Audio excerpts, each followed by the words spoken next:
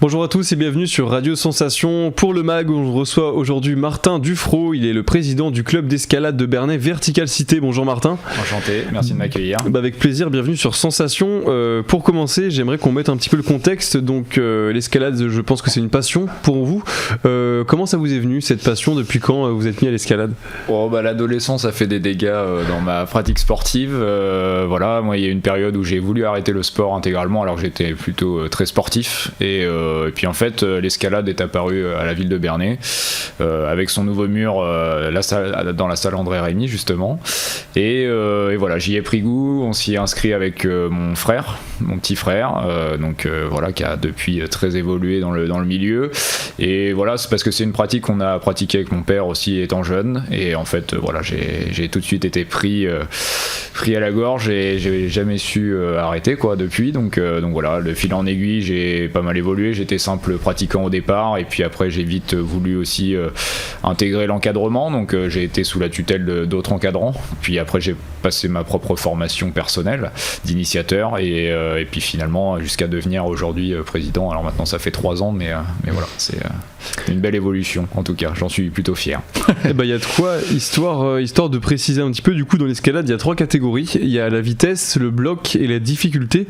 Est-ce que vous pouvez un peu nous présenter chacune de ces 3 catégories qui sont pas évidentes pour tout le monde, je pense. Tout à fait. Donc là, on parle de 3 disciplines à part entière de l'escalade. Nous, à Bernay, on pratique ce qu'on appelle l'escalade de difficulté. Donc c'est celle où on va utiliser une corde et on va s'auto-sécuriser au fur et à mesure de son ascension via des dégaines.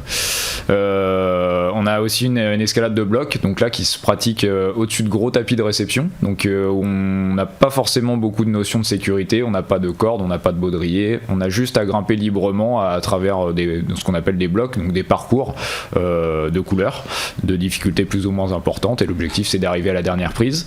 Et enfin on a la vitesse, donc là c'est une voie qui est normée donc, par la Fédération internationale d'escalade et qui est tout le temps la même. Donc on est un peu sur de l'athlétisme sur mur, de l'athlétisme vertical, mais où l'objectif c'est d'aller le plus vite. Donc c'est sur un mur de 15 mètres, les records actuels sont autour de 5 secondes, il faut le savoir. Donc, et puis ils continuent de descendre au fur et à mesure, donc c'est hyper intéressant et spectaculaire. Et vous, vous avez une préférence pour les 3?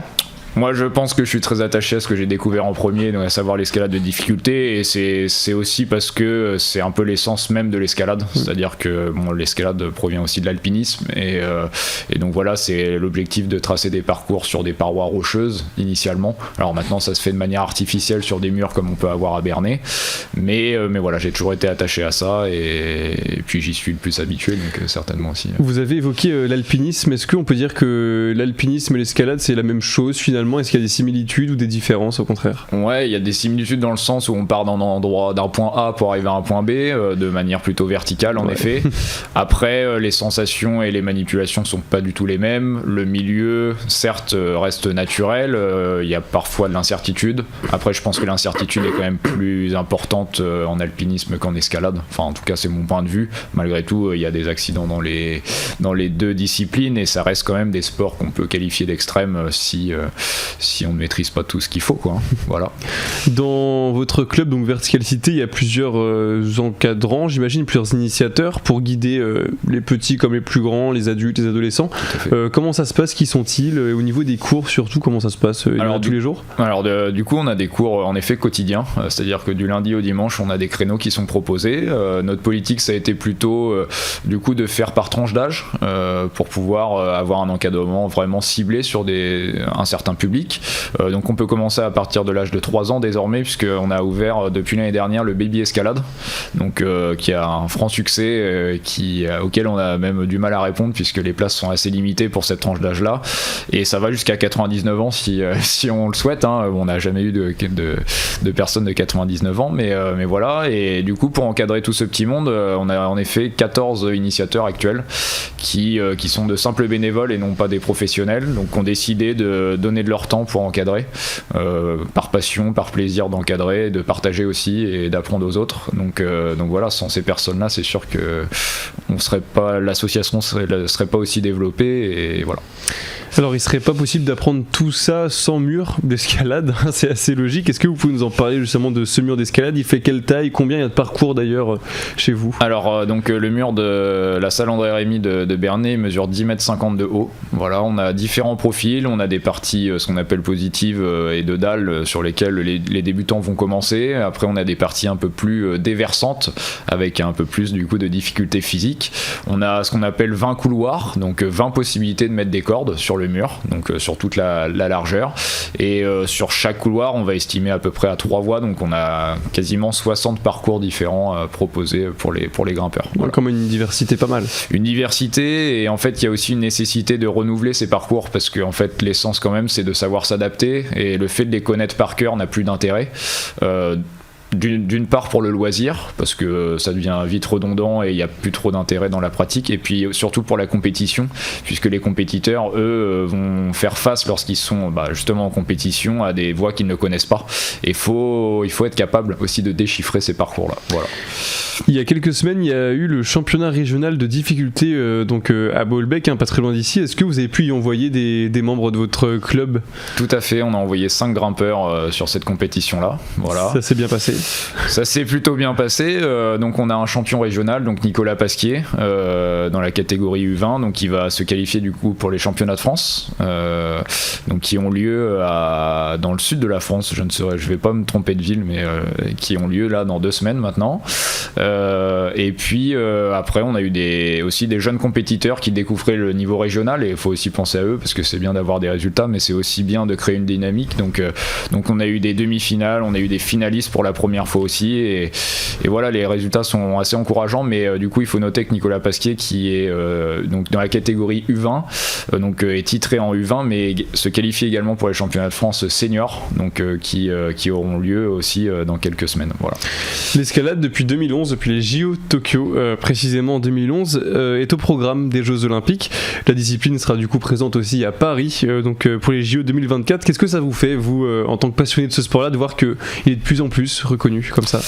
Alors c'est une reconnaissance, puisqu'on voit quand même que l'effectif grandit de jour en jour, et que au niveau fédéral également, que ce soit au niveau de notre club ou au niveau fédéral, dans l'ensemble.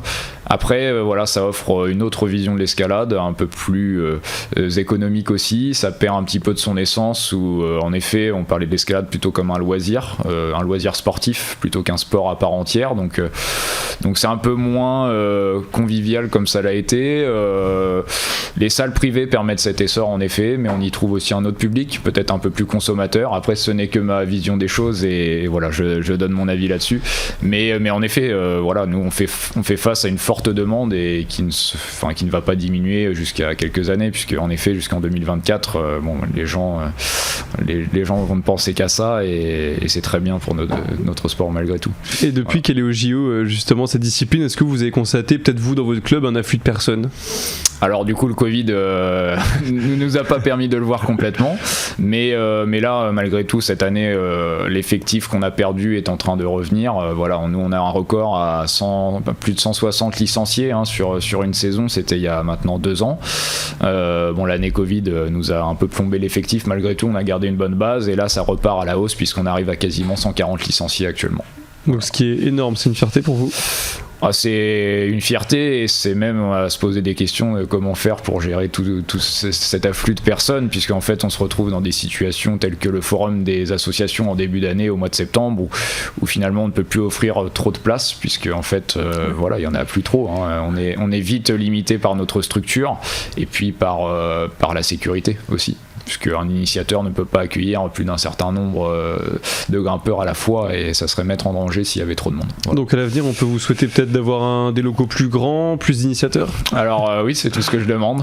On a des projets en interne d'agrandissement de la structure. Donc tout à l'heure on parlait de l'escalade de bloc, donc la structure qui se fait au-dessus des matelas, et c'est notre objectif que d'agrandir cette structure pour pouvoir accueillir à la fois plus de baby escalade notamment, développer une structure handi escalade, EHPAD, ça serait notre souhait. Alors on a déjà accueilli des personnes en situation de handicap, mais la structure n'est pas forcément adaptée encore à leur handicap justement. Et puis ça aidera grandement les scolaires qui font face aussi à des effectifs de plus en plus grands, et avoir deux structures un peu indépendantes nous aiderait bien. Très rapidement, on peut vous retrouver sur un site internet Tout à fait, le site internet de Vertical Cité, et puis Facebook et Instagram également. Et merci beaucoup Martin Dufro d'être venu avec nous sur Sensation pour parler de Vertical Cité. Cette émission qui est disponible comme d'habitude en podcast audio et vidéo sur notre site internet et notre application Radio Sensation.